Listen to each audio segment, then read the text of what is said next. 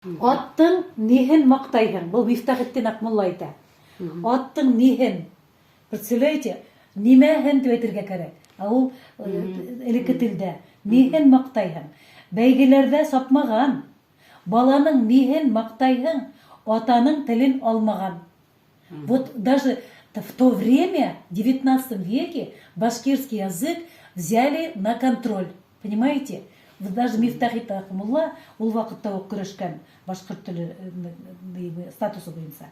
Хаким Гиләжев пишет: мең елдар үткән тел ул, мең киселеп үскән тел ул, кылды кырыкка кискән тел ул, дуслыкты аманат иткән тел ул.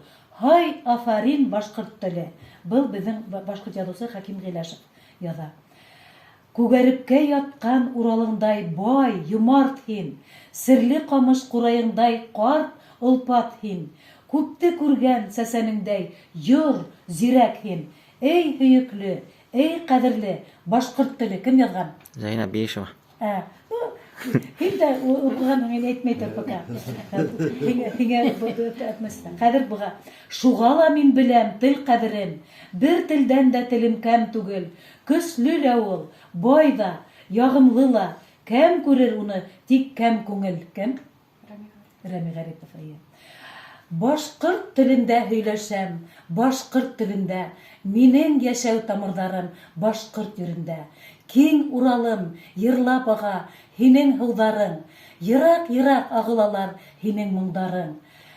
Туган телем, һин халкымдың.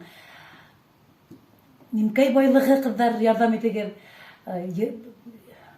Буаттардан буаттарга канат кагышым. Бына буны кем язган? Рәшит Шәкүр. Бына бу Рәшит Шәкүр әле лә исән, 85 яшен тутыра.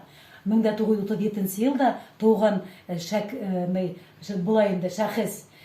Ул доктор филологических наук, он народный поэт Республики Башкортостан, филолог получается. Он преподаватель, он педагог, он в Башкирском государственном университете имени Мифтахетдина Акмуллы преподает.